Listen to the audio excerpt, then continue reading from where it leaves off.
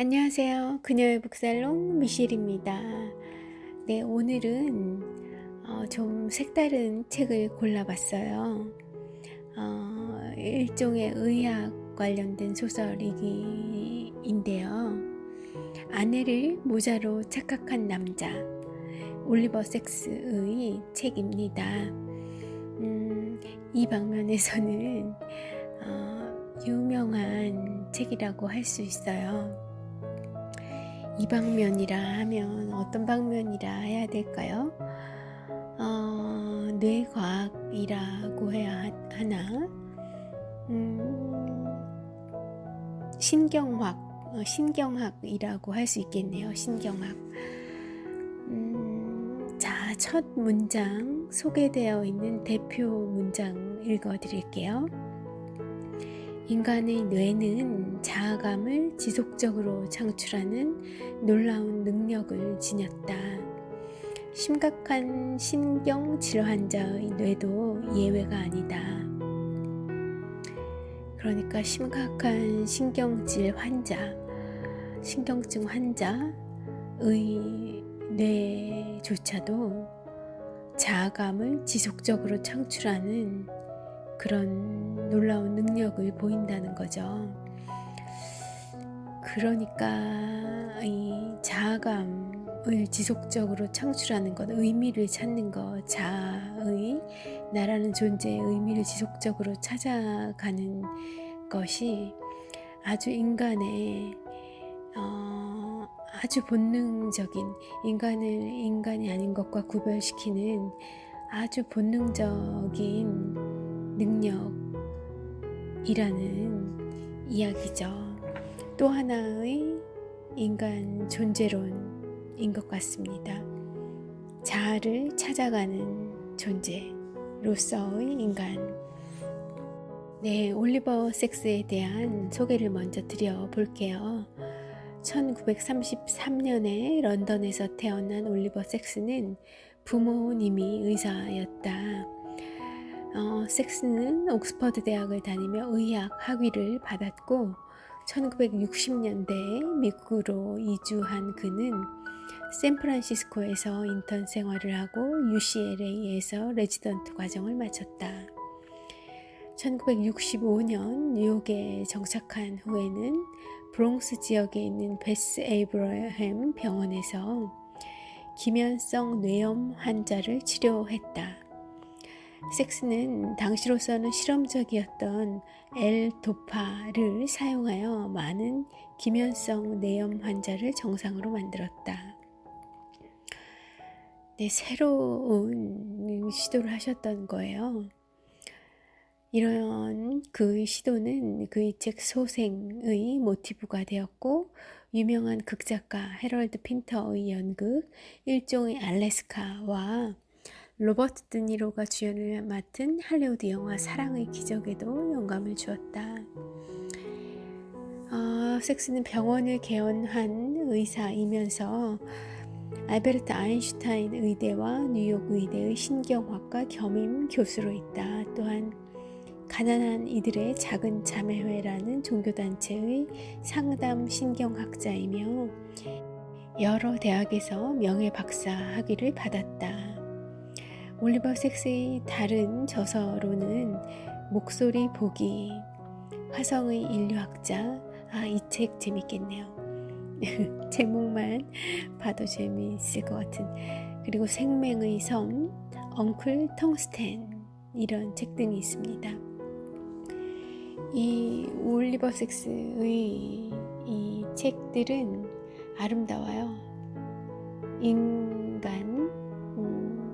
인간 예찬이라 할까요? 아주 그 맑은 정수를 보여주는 것, 끌어올리는 것 같고, 올리버 섹스가 이 생에 대한, 인간에 대한 그 아주 무한 애정이 있구나. 그것을 좀 담고 싶다 그런 생각이 들게 만들어요. 자, 이제 저의 목도 조금은 풀렸을 것 같고 본론으로 좀 들어가 보겠습니다. 제가 읽어드리고 있는 이 책은 내 인생에 탐나는 심리학 50권이라는 책 속에 수록된 그 올리버 섹스의 아내를 모자로 착각한 남자 챕터를 읽어드리고 있는 거예요. 두 가지 문단을 읽어봐 드릴게요. 우선 첫 번째예요. 신경학과 심리학은 다른 모든 것을 이야기하면서도 유달리 판단에 대해서는 거의 논하지 않는다. 이것이야말로 정확한 판단 실패다. 판단은 너무나도 많은 신경심리학적 장애의 본질적 요소이다. 일단 넘어가고요. 다음 문단입니다. 이 문단은 조금 더 이해가 쉬워요. 슈퍼 투렛 증후군 환자는 진정한 인간, 어디까지나 개체다운 존재로 살아가기 위해 끊임없이 충동과 싸워야 한다. 그리고 대부분의 경우 환자가 싸움에서 승리하는 기적이 일어난다. 살아가는 힘, 살아남아야겠다는 의지, 개체다운 존재로서 살고 싶다는 의지야말로 인간이 지닌 가장 강력한 힘이기 때문이다. 그것은 어떠한 충동이나 병보다도 강하다. 싸움을 겁내지 않는 용맹스러운 건강이야말로 항상 승리를 거머쥐는 승리자인 것이다. 신경학자인 올리버 섹스는 세계적인 베스트셀러가 된 그의 저서 아내를 모자로 착각한 남자의 서두에서 그가 지금껏 질병과 사람한테 똑같은 관심을 기울여 왔음을 밝히고 있다. 그는 평생 동안 연구해 본 결과 이 사람의 병이 무엇인가? 라는 질문보다 이 병을 앓는 사람이 어떤 사람인가가 중요한 적이 많았다고 밝힌다. 그러므로 환자를 곤충대하듯 진료해서는 아니 된다. 의사는 자아를 지닌 인간을 치료하는 사람인 것이다. 이 문장을 보면 오늘날의 그 참 1분 정도도 안 되는 그 짧은 의사와의 대면 시간을 갖는 진찰 시간을 갖는 참 그 병원 풍경, 진로 풍경이 참 개선의 여지가 많구나 하는 생각이 드네요. 예. 신경학은 인간의 자아감에 영향을 미치는 뇌의 역할보다는 뇌의 물리적 기능장애에 더 초점을 맞춰왔다. 그러나 올리버 섹스의 저서는 정상적인 신체 능력을 갖지 못한 사람들도 명백한 독창성을 유지한다는 사실을 증명하고 있다. 올리버 섹스는 온갖 희한한 사례들을 접하면서 정신적 그리고 육체적 퇴보 상태에서도 자신을 적응시키고 재구환하는 환자들의 놀라운 능력을 발견했다. 그의 책 속에는 소설만큼이나 독특하고 흥미로운 이야기들이 가득하다. 일부 상실에서는 정신기능 상실로 고통받는 사람들이 정상적인 자아감을 되찾기 위해 스스로 힘겹게 싸우는 이야기들이 소개된다. 네, 그런 이야기들을 조금 소개해 드려 볼게요. 기억이 없는 사람에게도 자아가 있을까? 자아가 있을까? 기억이 없어진 그런 사람에게도 자아가 있을까? 올리버 섹스는 지미 G라는 49살의 남성을 소개합니다. 그는 1975년 섹스가 일하던 요양병원에 입원한 환자였어요. 잘생기고 건강하고 명랑했던 지미는 학교를 졸업한 후에 전쟁에 참전을 하죠. 미 해군의 잠수함 속에 무선 통신사로 복무를 했습니다. 그런데 올리버 섹스는 이 지미라는 환자를 상담하며 이상한 점을 발견하게 돼요. 지미가 자신의 과거사와 가족사를 현재 시제로만 이야기했던 겁니다. 지미에게 올해가 몇 년인지 물었죠. 그러자 그는 당연히 1945년이죠 라고 대답했다고 해요. 지미는 퇴역군인 장학금을 받아 대학에 입학할 예정인 그 19살 청년의 상태에 머물러 있었던 거예요. 가슴이 아프네요.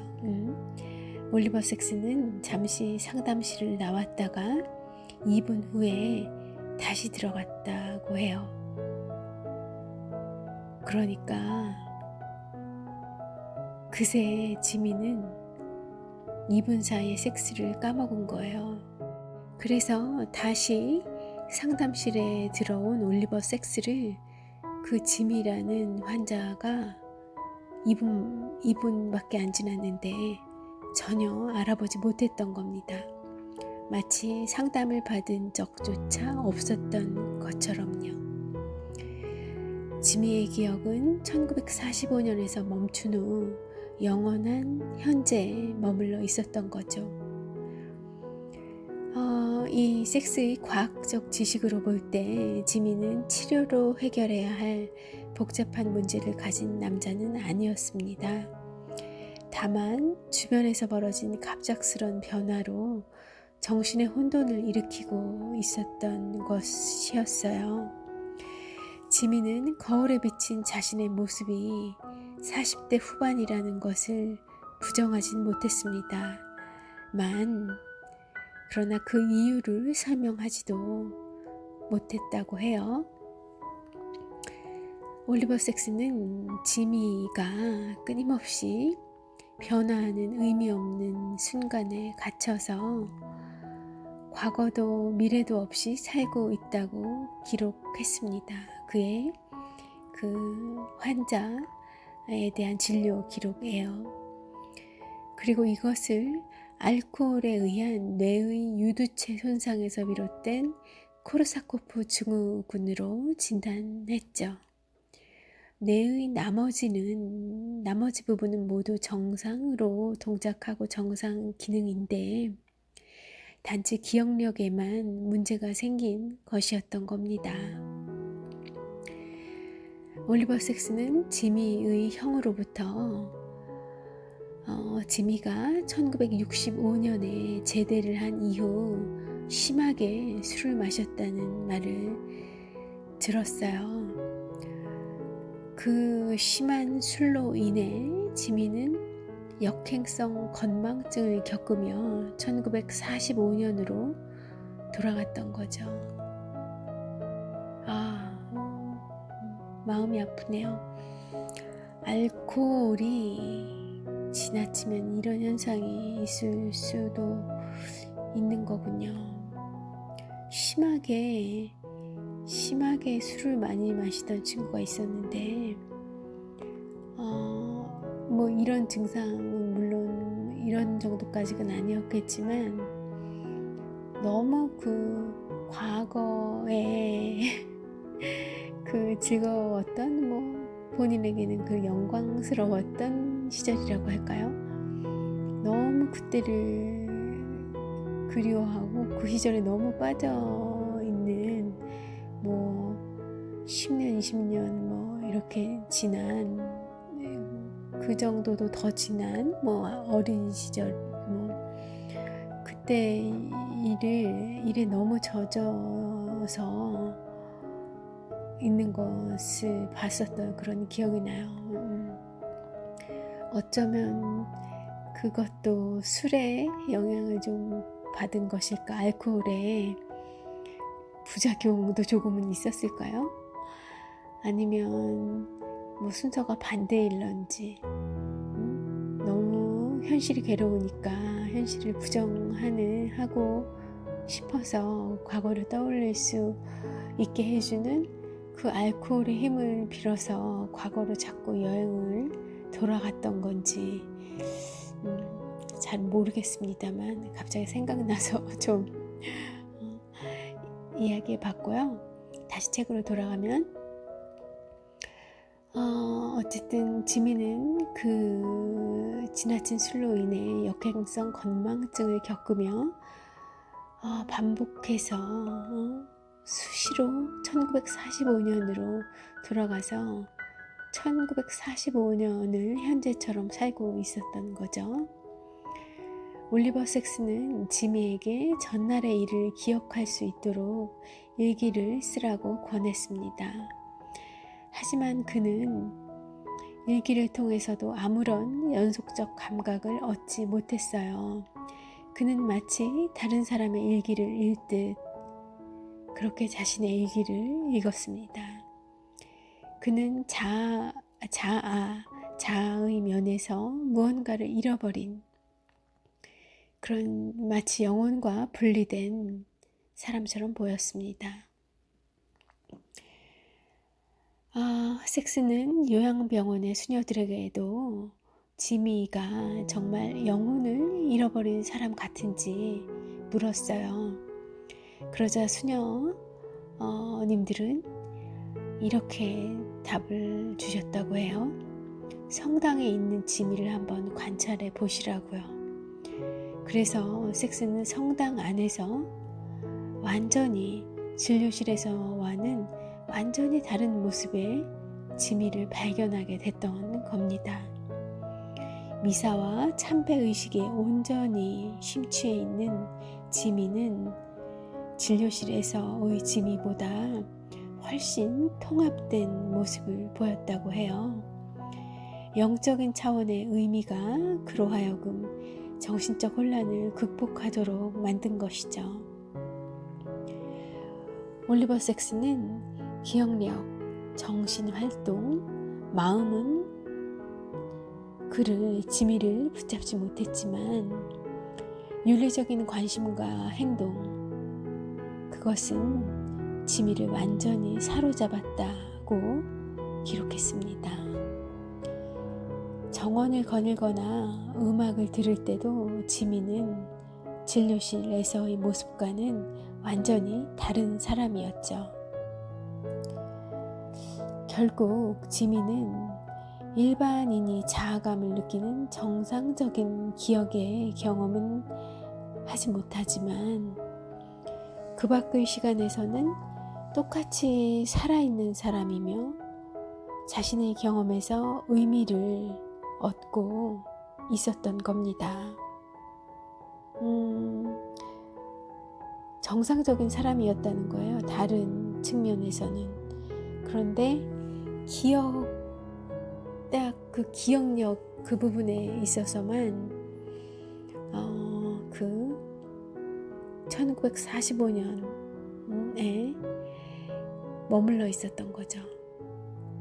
지미라는 이 환자의 이런 참 이 특이한 이런 증상을 목격하게 되고 관찰하게 된 이런 이제 지미가 이런 상태에 있구나 하는 거를 알게 됐을 때의 올리버 섹스는 어떤 생각이 들었을지 한번 상상해 보시겠어요?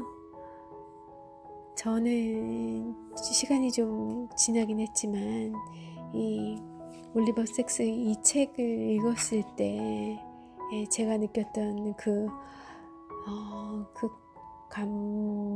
감정이 이렇게 막 새로 기억이 나는 것 같아요. 아마 다른 의사 선생님 같았으면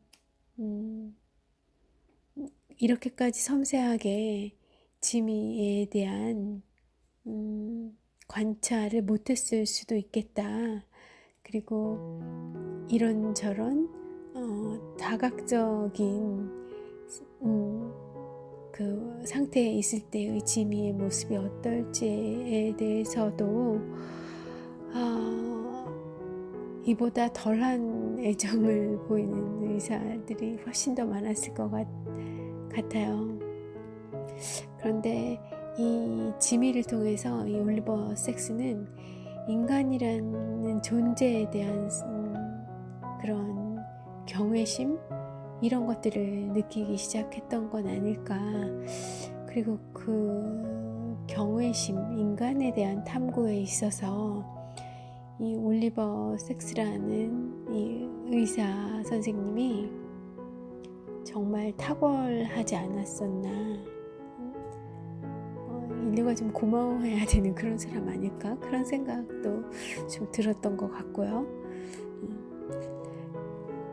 그래서 노벨 의학상을 받을 뻔을 몇 번 했다고 그 당시에 제가 그런 것들을 찾아서 봤었던 기억이 나거든요. 네, 다시 책으로 돌아가 봅니다.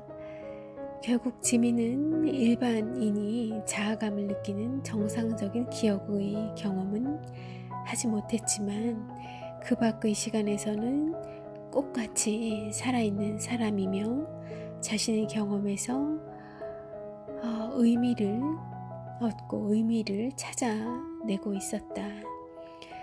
섬세한 활동 처방을 통해 평온한 삶을 살아가는 그는 질병을 극복하고 자신의 일부를 유지하는 길을 찾아낸 것이다. 그 일부가 자아가 됐든 영혼이 됐든지 간에 말이다. 아내를 모자로 착각한 남자. 이 책의 2부의 주제는 과잉이다. 지나친 거요. 필요 이상으로 많은 것. 여기서는 특정 기능을 상실한 것이 아니라 공상 과잉, 과장 인식, 비합리적 풍요, 마니아 이런 것과 같은 지나치게 많아서 생긴 병을 다루고 있습니다. 일반적으로 이러한 과잉 상태를 겪는 사람들은 정상인보다 훨씬 강화된 삶의 감각을 지니죠. 결국 그들은 원칙적으로는 환자이지만 상당히 안정된 삶의 느낌과 열정을 가진 셈입니다. 뒤집어서 이야기하면 상당히 안정된 삶을 살고 있는 것처럼 보이지만 사실은 일종의 병이라는 거예요. 마음 뒤편에는 지속될 수 없는 그런 감정이 있지만 그런 감각들이 환자의 정체성 속에 녹아 들어 있는 상태인 거죠. 그래서 이런 사람들 중에 일부분, 어쩌면 대부분의 사람들일 수도 있는데 이런 사람들은 치료를 아예 거부하기도 합니다. 치료를 거부하기도 하지겠지만 사실은 병이라는 인식 자체가 없죠. 솔직히 그렇지 않나요? 저 고백할 수 있어요. 저도 어떤 그런 과잉인 측면들이 있습니다. 아주 어렸을 때는 무슨 결벽증 같은 게 있어서 막 학교 갔다 오면 온 필통에 있는 연필들을 다 끄집어내서 털어야 됐어요. 책도 막 다 털어야 되고 그랬던 시절은 결벽 청결에 대한 과잉 그게 있었던 그런 어린 시절도 있었고 지금도 늘 저에게 뭔가 과잉으로 집착하려는 그런 것들이 있죠. 이제는 좀 제가 좀 과잉으로 하는 면이 있다 하더라도 그것을 제가 의식하면서 이제 알게 된 다음에는 이거 내가 집착이구나, 굳이 이러지 않아도 되는데, 그런 생각을 하게 되고, 그러다 보면 차츰 그것으로부터, 집착으로부터 좀 벗어나시는 것 같고 이런데, 제가 또 그랬던 것처럼 많은 분들은 그 집착 속에 갇혀서 사는 분들을 많이 보게 돼요. 이제 제가 그런 경험이 있다 보니까 오히려 그런 상대의 그런 면을 발견하는 그런 제 시야가 밝아지더라고요. 그래서 제 눈엔 더 많이 보이는 것도 같고요. 이런 신경학적 과잉 사례는 1885년에 처음으로 소개됐습니다.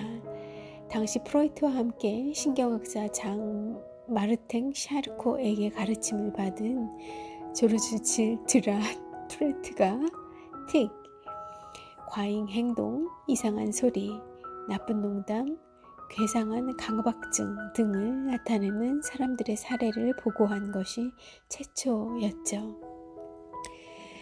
그가 관찰한 증후군자들은 온순한 경우부터 폭력적인 경우에 이르기까지 다양한 증세를 나타냈습니다. 그러나 설명이 어려울 만큼 증세가 괴상했고 상대적으로 희귀했던 탓에 투렛 증후군은 의학계에서 점점 잊혀져 갔습니다. 투렛이라는 그 의사가 처음으로 발견을 해서 투렛 증후군이라는 이름을 붙였다고 해요. 이런 과잉 사례가 이제 투렛 증후군으로 발견이 됐지만 의학계에서 이렇게 받아들이고 확산되지 않은 거죠. 그러나 이 보이지 않는다고 해서 이 증후군, 이 증상이 이런 환자들이 없어진 것, 줄어든 것, 사라진 것이 아니었습니다. 1970년대에 투렛 증후군 협회가 생겨난 이래 현재는 수천 명이 이 협회의 회원으로 등록되어 있습니다. 또한 투렛 증후군에 대한 연구가 진행되어서 이것이 뇌의 가장 원시적인 부분인 구뇌의 손상과 관련이 있다는 투렛의 주장의 이제 좀 시간이 지난 이후에 입증되었기도 하고요. 시상 하부, 변연계, 편도체 등이 위치한 구뇌는 기본적인 인성을 형성하는 부분입니다. 그러니까 기본 인성 부분에 좀 결여가 생길 수밖에 없겠네요. 이뿐만이 아니다. 투렛 증후군의 뇌에서는 정상인보다 훨씬 많은 자극 전달 물질, 특히 다량의 도파민이 분비된다는 사실도 함께 밝혀졌다. 도파민이 결핍되어 있는 파킨스 환자와 정반대의 경우인 것이다.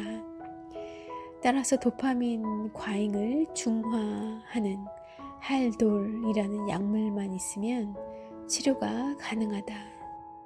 평소에 빈번히 나타나던 틱과 행동 장애가 나타나지 않는 순간들이 있었는데요. 노래하거나 춤을 추거나 연극을 할 때, 이런 때들은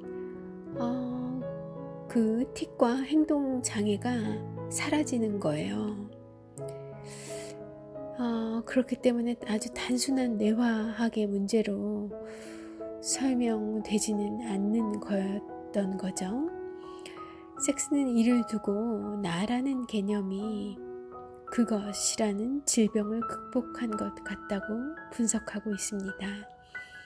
즉, 나, 자라는 개념이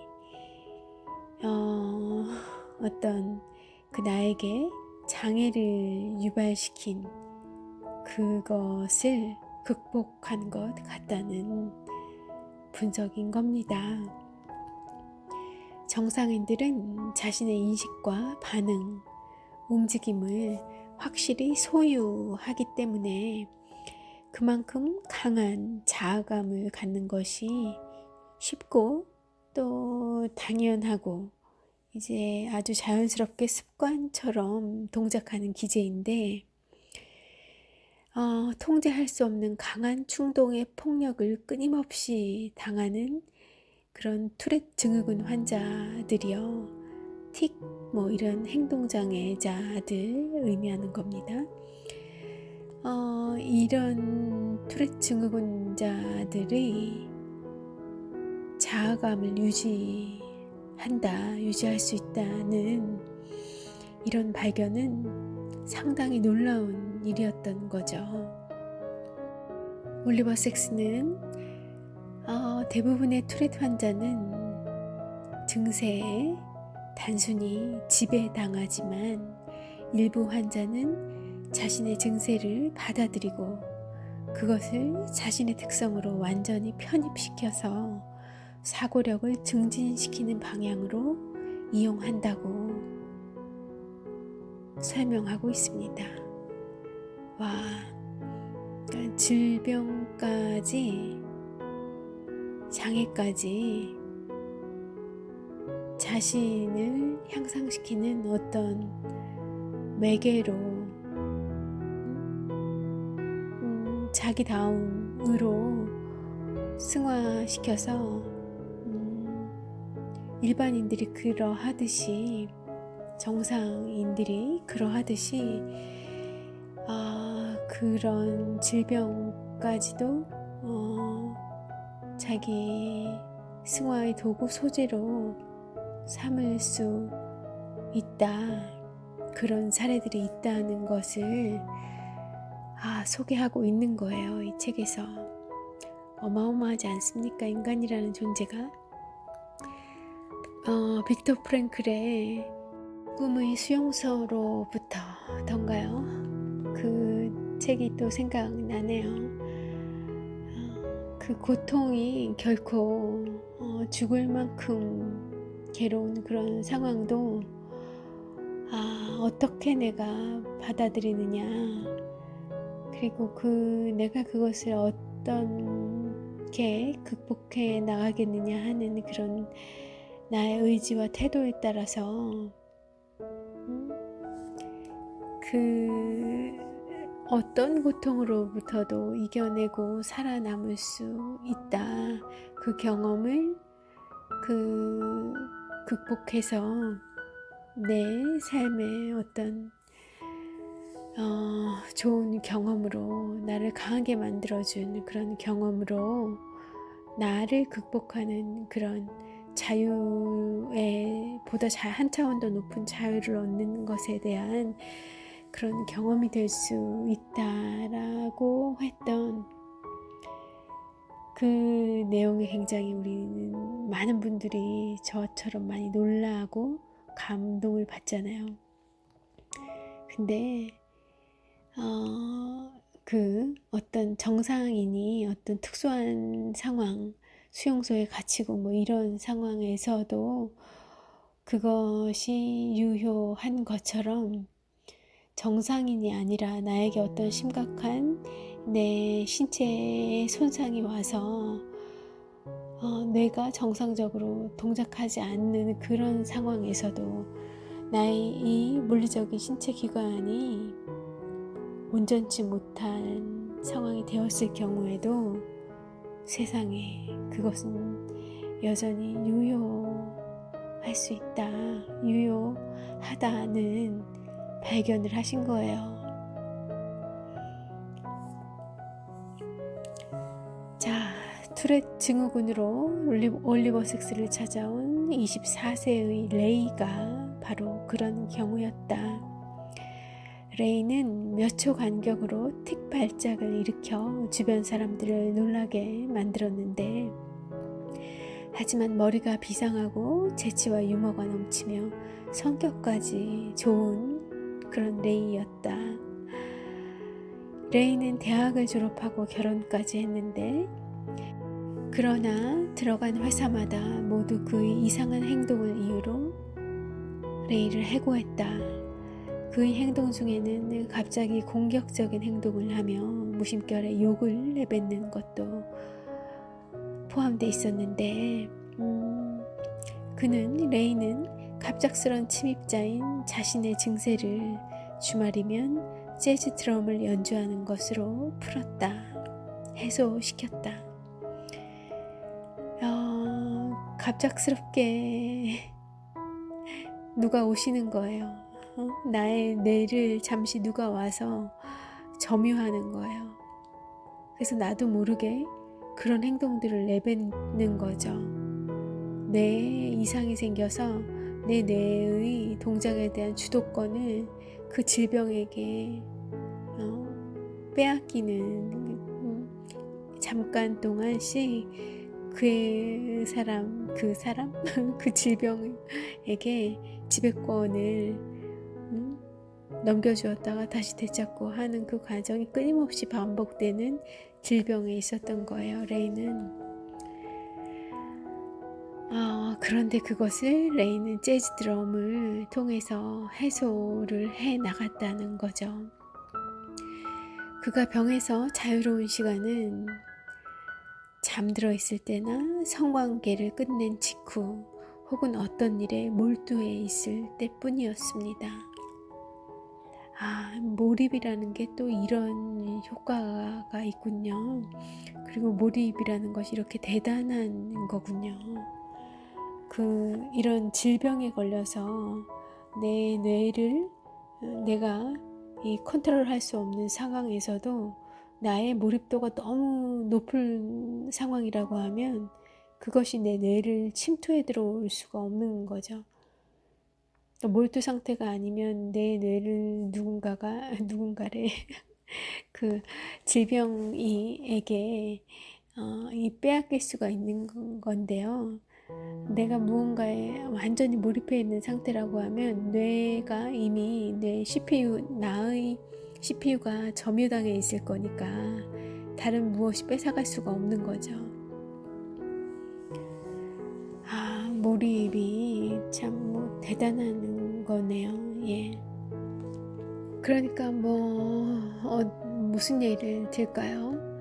컴퓨터의 한 프로그램이 좀 이제 오류가 나기 시작했어요. 특정 시간 특정 그 기능 어떤 조건만 성립이 되면 그때는 항상 오류가 나서 어떤 동작도 어떤 키보드 인풋이나 마우스 그런 것들이 먹지를 않는 거예요. 그런 장애 현상이 있는 거죠. 근데 그런 현상이 이 레이에게 있었던 겁니다. 이런 질병이 있었던 거예요.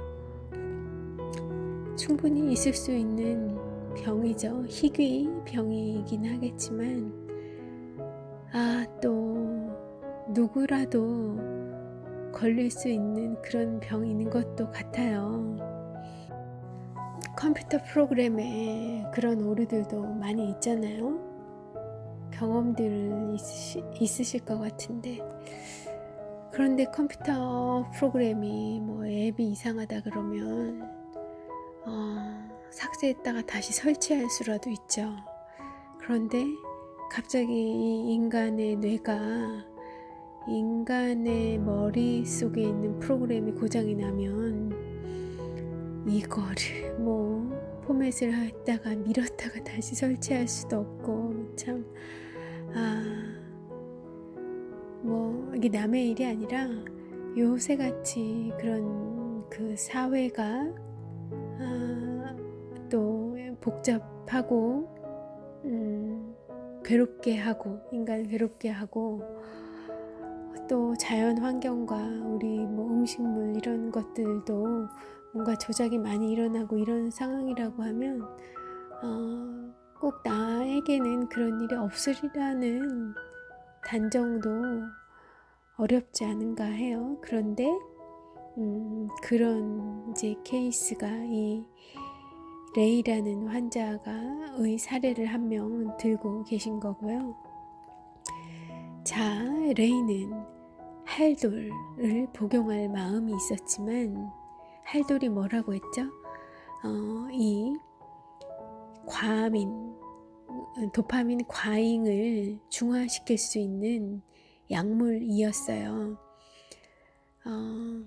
그러니까 많이 생성된 도파민의 일부를 중화시킬 수 있는 그 효과를 없앨 수 있는 할돌이라는 약물을 복용한다면 이 과잉에 의한 증상, 즉 틱 증상이 없어질 수 있는 거예요. 그래서 레이에게도 이 할돌을 복용할 것이 권고가 됐겠죠. 그런데 24세의 이 레이, 자신의 이상스러운 증상을 주말에 하는 재즈 드럼 연주를 통해서 풀어나갔던 이 레이는 할돌을 복용할 마음이 없었던 건 아니지만 틱 증상이 없어졌을 때 일어날 그런 자신의 변화를 두려워했습니다. 어찌되었든 4살 때부터 그런 모습, 즉 틱 증상을 가지고 틱 증상과 함께 살아왔었기 때문인 거죠. 그 20년간 자기와 같이 살아온 그 틱 장애인으로서의 그 장애가 없어졌을 경우에 자기에게 어떤 변화가 생길지를 두려워하기도 했던 겁니다. 만약 약이 효과를 나타낸다면 레이는 지금까지와는 완전히 다른 사람이 될 텐데, 실제로 할돌은 레이를 차분하게도 만들고 틱 증세를 없앴어요. 그것이 너무 심해져서 레이는 둔해 보이기까지 했죠. 그 예전에 긴장감 있고 재치 있던 모습, 즉 그가 유일하게 알고 있던 본인의 자아를 잃어버리게 된 거예요. 그 재치 있던 모습을 잃어버리자 레이는 결국 주말에는 할돌을 중단하는 것으로, 주말 동안에라도 그 할돌을 복용하지 않는 것으로 결정을 내렸습니다. 그래서 재치 있고 또 동시에 틱도 있는 레이가 될 수 있었던 거죠. 즉 이 24세의 레이라는 환자는 틱이라는 장애를 가지고 남은 인생을 살아가는 쪽을 택했던 거예요. 단지 이 주중에는 틱을 좀 자제시킬 필요가 있어서 약을 복용을 하고 주말에는 그 할도를 복용하지 않는 방법을 통해서 그렇게 자아를 유지하고 또 독특한 어디에도 없는 그 레이를 만들어 갈 수 있었던 겁니다. 이 사례에서 레이의 진정한 자아는 무엇이었을까? 라고 섹스는 질문을 해요. 섹스는 하나의 해답을 제시하지는 않았습니다. 그러나 레이의 사례는 정신의 복원력을 보여주는 대표적인 사례로 인간의 내면에는 늘 나를 강력히 나타내는 나가 있음을 말해주고 있습니다. 심지어 나를 지배할 만큼 심각한 그것, 장애가 있더라도 말입니다. 여기서 미셸은 하나 더 묻고 싶어요. 여러분 안에는 어떤 그것이 있습니까? 어떤 장애를 가지고 계십니까? 그게 물리적인 그런 장애일 수도 있고요. 정신의, 마음의, 영혼의 장애일 수도 있겠죠. 너무 걱정하지 마십시오. 그것이 어떤 장애이든지 어느 부분에 어떤 유형의 장애이든지 우리 인간의 내면에는 그것을 극복할 수 있는 또 그 아주 본연의 나, 자아가 있습니다. 그 장애를 이겨내는 첫 걸음은 일단은 그 장애를 알고 발견하고 직시하는 것, 그것이 시작일 것 같아요. 좌절감 없이 아주 담백하게 나를 들여다보고, 아, 내가 이렇구나, 나에게 이런 장애가 있구나 를 알고 나면 그거를 돌파해 나갈, 그거를 해체시키고 부숴버릴 표현이 너무 과격하면 그것을 융해라고 표현하나요? 그거를 이렇게 작게 만들어서 녹아버리게, 소멸시키게 만들 수 있는 그런 것이, 그런 힘이 이제 보일 것이에요. 그것을 아주 진심 어린, 진정 어린 마음을 갖고 그거를 아주 깊이 들여다보기만 한다면 그것의 실체를 아는 순간 그것이 무서워지시지 않을 겁니다. 저는 그렇게 생각을 하고요. 여러 다른 책들, 성인들, 위인들, 많은 그런 먼저 고민하셨던 많은 분들이 그렇게 얘기하시더라고요. 그것이 맞다는 것을 저도 좀 체험을 통해 알아가고 있는 것 같고요. 자, 다시 책으로 좀 돌아가 보면요. 현대인들은 뇌를 컴퓨터에 비유합니다. 그러나 올리버 섹스의 생각은 좀 달라요. 이렇게 묻습니다. 과연 컴퓨터의 알고리즘과 프로그램이 역동적이고 예술적이며 음악적으로 현실을 경험하는 그런 인간의 풍부한 경험 방식, 존재의 방식을 그것들이 다 설명할 수 있느냐고요. 그렇게 묻습니다. 이 사람의 뇌와 컴퓨터가 결코 같지 않다는 이야기를 하고 있는 거죠. 또한 뇌라는 컴퓨터에 저장되는 기억이라는 개념과 마르실 프루스트를 비롯한 그 위대한 작가들이 문학 작품에서 표현한 그 회상, 인간의 그 회상이라는 기능, 그 인간의 그 회상이라는 그 기제를 어떻게 조화시킬 수 있는가? 그러니까 그 컴퓨터에 저장되는 하드디스크, 메모리 이런 데 저장시키는 그것과 그 우리 뇌 속에서 과거를 기억하고 회상해내는 그런 줄거리 따라가면서 이랬었지 저랬었지, 꼬리에 꼬리를 물고 그때 나의 감정은 어땠었고, 이런 것들이 이 컴퓨터의 디스크의 메모리에 세이브하는 것과 같느냐는 물음인 거예요.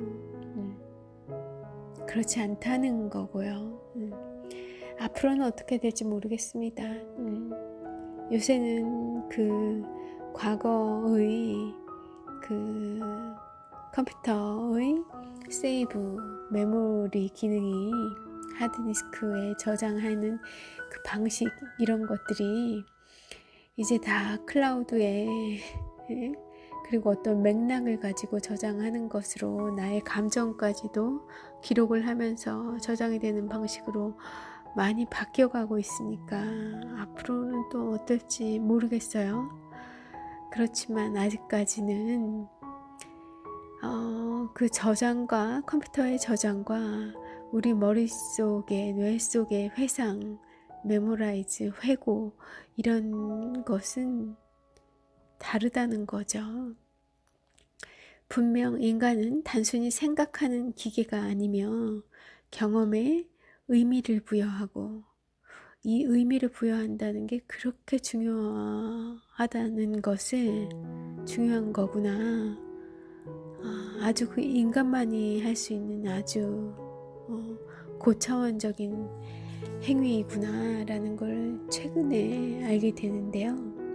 어쨌든 인간은 그렇게 단순히 생각하는 기계가 아니며 경험에 의미를 부여하고 현실에 대한 영상적 표상으로 사물에 대한 아주 생생한 감각과 그것의 전체성을 설명하는 존재이다.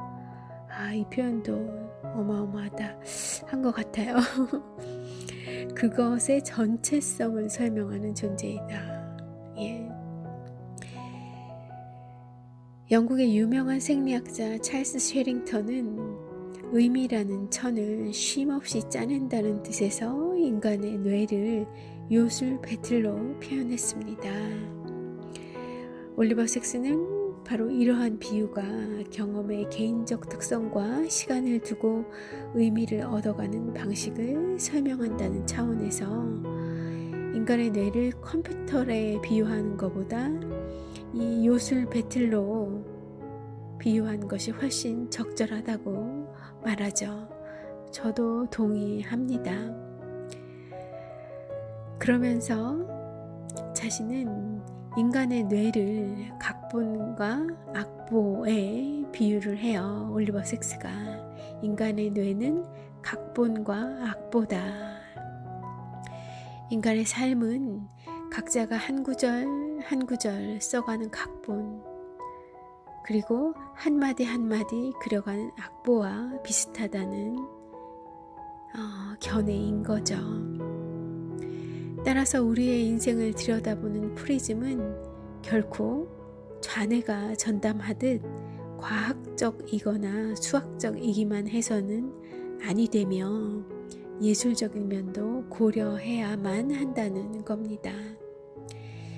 자아의 느낌을 창출해내는 것과 깊숙한 연관이 있는 우뇌는 틀림없이 경험과 행동의 예술적인 장면과 멜로디에서 의미를 얻을 것이라는 거죠. 어떤 면에서 인간은 신경학적 컴퓨터를 매개로 환경에 반응하는 첨단 로봇처럼 보일 수도 있겠습니다. 그러나 이런 식으로만 자아를 설명하는 것은 여러모로 부족하다는 것이 섹스의 결론입니다. 올리버 섹스는 경험주의 과학은 인간의 개체적 존재를 구성하고 결정하는 영혼에 대한 고려가 부족하다라고 지적해요. 과학이라는 학문에서 무시하고 있는 그 영혼은 침입자의 공격을 받은 섹스의 여러 환자들이 그토록 되돌려받고자 보존하고자 몸부림치며 애쓰는 바로 그것인 겁니다. 영혼을 경시하면 안 된다는 거예요. 영혼, 인간의 경험, 행동, 예술적인 측면, 감성적인 측면, 이런 측면들도 이성적인 측면과 꼭 같이 중요하게 다루어지고 존중받아야 한다는 큰 발견, 방향의 전환을 주장하신 거예요. 지금은 이런 올리버 섹스의 이런 관점들이 어느 정도 수용되고 받아들여진 것 같기도 해요.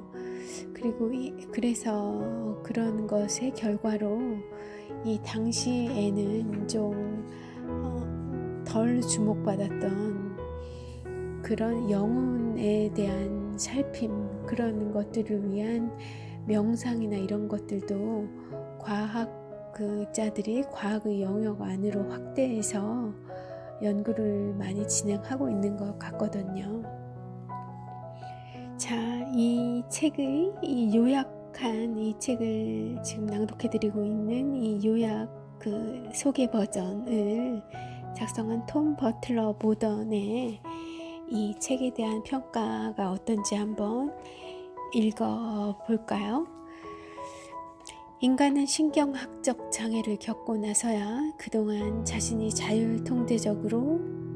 자율통제적인 존재로 살아온 것이 어떤 것이었는지를 깨닫는다. 올리버 섹스는 인간을 통합의 기적을 이루는 존재로 규정한다.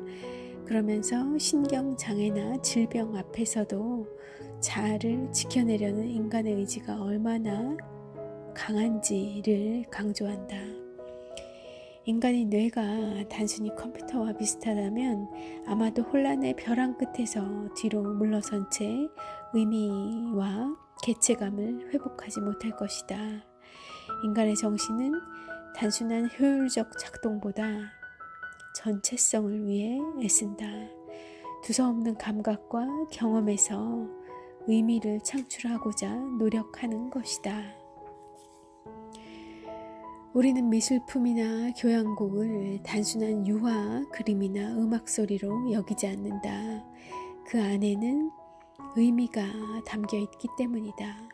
이와 마찬가지로 인간은 부분이 더해져 이루어진 위대한 하나이다. 우리가 죽은 자 앞에서 슬피 우는 것은 그 사람의 몸을 잃었기 때문이 아니라 그 사람이 우리에게 특별한 의미를 지녔기 때문이다. 이것이 바로 올리버 섹스가 말하는 독특하고 의미 있고 소중한 자아이다. 네, 오늘 이 참 의학 그 서적이지만 아주 아름다운 그런 인간 영혼을 다루는 소설보다 더 아름다운 문학작품보다 더 빛이 나는 책을 한 권 소개해드렸습니다. 아내를 모자로 착각한 남자.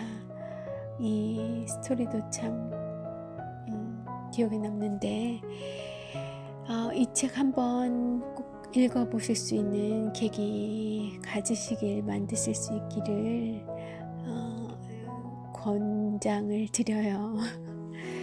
그리고 이 책이 올리버 섹스의 가 돌아가시기 전에 마지막으로 남긴 책이고요.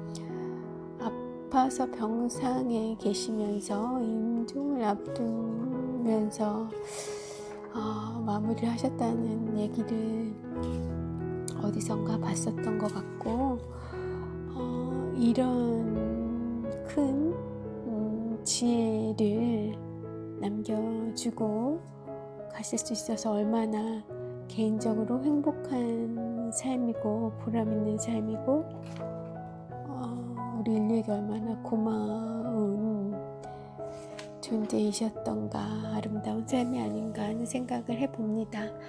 사실 오늘 토요일이어서 토요일이라는 제목의 소설을 하나 소개시켜 드리려고 했는데 방향을 좀 틀었어요. 갑자기 제 내용이 이쪽으로 끌리더라고요. 저는 굉장히 이렇게 감정의 지배를 많이 받아요. 감정이라고 할지 단순 감정은 아니고 판단이겠죠. 이것이 오늘 더 적합하다. 그리고 여러분과 저에게 다요. 저는 이기적인 이타적인 저를 위해서 이타적인 삶을 살고 싶다는 생각을 어젯밤에 문득 했거든요. 그런 측면에서 보자면 이 책, 아내를 모자로 착각한 남자를 선택한 이유는 저도 좋고 저에게도 필요했고 이렇게 한번 제가 낭독을 한다는 거는 저도 한 번 더 기억하고 싶다는 의미이기도 해요. 여러분도 함께 하시면 좋겠지만 저도 이 1시간여 1시간 이상을 들여서 이 책을 낭독하다 보면 제 안에 이런 것들이 더 많이 흡수가 돼요. 그래서 저와 여러분들을 위한 모두에게 좋은, 보다 더 좋은 책이 이 책이라고 판단을 해서 오늘 선택을 한 것 같은데요. 여러분 사설이 깁니다. 각설하고요. 행복한 토요일 되시길 바랄게요. 미셸은 물러갑니다. 좋은 휴일 되십시오.